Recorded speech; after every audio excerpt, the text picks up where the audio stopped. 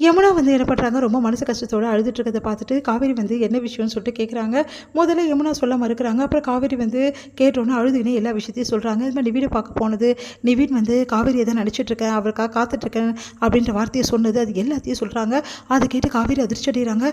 நீ என்ன சொல்கிற அப்படின்னோடனே, எனக்கே ஒன்றும் புரியலக்கா, நிவீன் வந்து ஒன்றை தான் நினச்சிட்ருக்காரு, இப்போ வரைக்கும் வந்து என்னோட காதல் தான் எனக்கு முக்கியம், அதனால் வந்து நான் உன்னை ஏற்றுக்க முடியாதுன்றாரு, உன்னையே நினச்சிட்டு இருக்கும்போது என்னை ஏற்றுக்க மாட்டேன்னு மறுக்கிறாருக்கா, எனக்கு ஒன்றுமே புரியல அப்படி சொன்னோன்னே உடனே வந்து செமையாக டென்ஷன் ஆகிறாங்க நம்ம காவேரி. ஏன் இப்படி நிவின் பண்ணுறான் அப்படி சொல்லிட்டு செமையாக டென்ஷன் ஆகிறாங்க.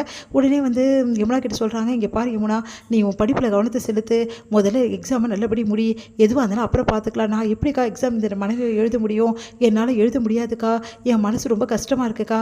இங்கே பாரு, நான் சொல்கிறத கேளு, உன்னை என்ன நிவின் கூட சேர்த்து வைக்கிறேன் அவ்வளோதானே, இந்த அக்காவை நம்பு, கண்டிப்பாக உன்னை நிவின் கூட நான் சேர்த்து வைக்கிறேன் போதுமா, அதுக்காக வந்து எக்ஸாமை வந்து நீ எழுதாமல் விடக்கூடாது, நல்லா ப்ரிப்பேர் பண்ணியிருக்கல, ஒழுங்காக போய் எழுது புரியுதா, வீட்டு கஷ்டத்தை பற்றி யோசி, உன் அம்மா எவ்வளோ கஷ்டப்படுவாங்க, வீட்டில் உள்ளவங்களும் எவ்வளோ கஷ்டப்படுவாங்க, அதை பற்றி யோசிச்சியா, இப்போ வந்து நிவினுக்கு இவ்வளோ கஷ்டப்படுற அப்படின்னோடனே, அதெல்லாம் கரெக்டு தான்க்கா, ஆனால் என்னால் வந்து தாங்கிக்க முடியலையே, என் மனசு ரொம்ப கஷ்டமாக இருக்குக்கா நிவின் சொன்னதுலேருந்து, நான் அதான் சொல்கிறேன்ல, நீ இப்போ எக்ஸாம் எழுது, நிவின் பிரச்சனையை நான் பார்த்துக்கிறேன் அப்படி சொல்லிட்டு போகிறாங்க.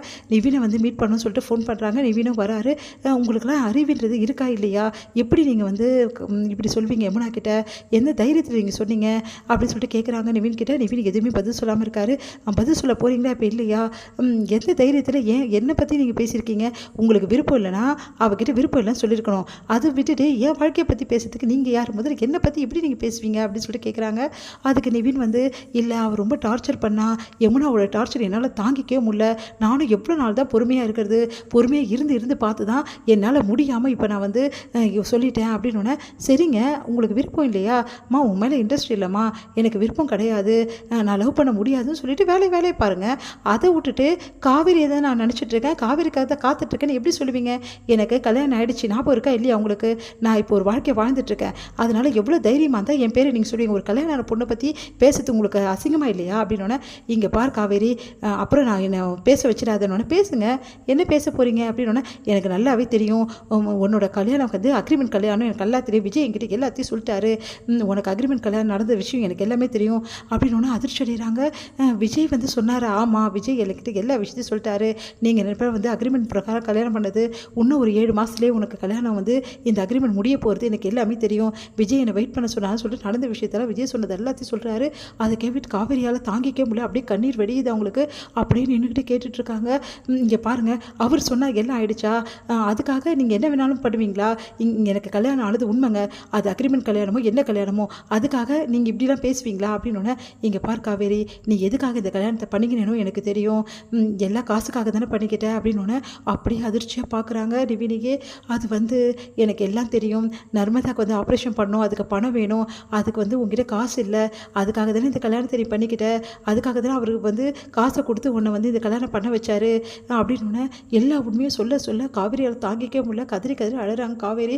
அவங்களால தாங்கிக்க முடியல, அப்படியே உட்காந்து அழுதுட்டுருக்காங்க. உடனே வந்து நிவின் வந்து, காவேரி அழாத ப்ளீஸ் அப்படின்றாரு.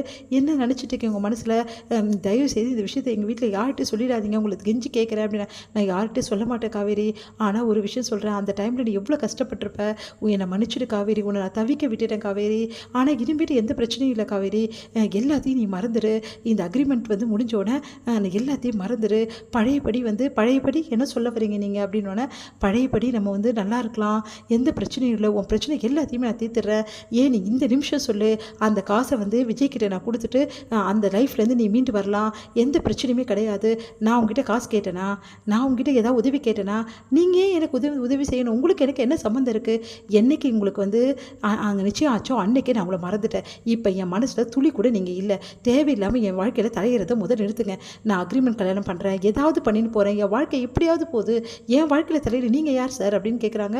அதை கேட்டு அதிர்ச்சி அடைகிறாரு. அப்படியே பார்த்துட்டே இருக்கார். ஏன் காவேரி இப்படிலாம் பேசுகிற அப்படின்னோடனே, அப்படி தாங்க பேசுவேன், இங்கே பாருங்கள், இதுக்கப்புறம் உங்களுக்கு எனக்கு எந்த சம்மந்தமும் இல்லை, தயவு செய்து என் வாழ்க்கையில் தலையிடாதீங்க, உங்களுக்கும் எனக்கும் எதுவுமே கிடையாது, தயவு செய்து இதுக்கப்புறம் வந்து இந்த மாதிரி நடந்துக்காதீங்க அப்படின்னு சொல்லிட்டு போயிட்டே இருக்காங்க. அழுதுகிட்டே மனசு கஷ்டத்தோட. இங்கே நிவின் வந்து காவேரி போனோன்னே பயங்கரமாக அழறாரு. அவளை தாங்கிக்கவே முடியல அவரால். இதோட முடியுது.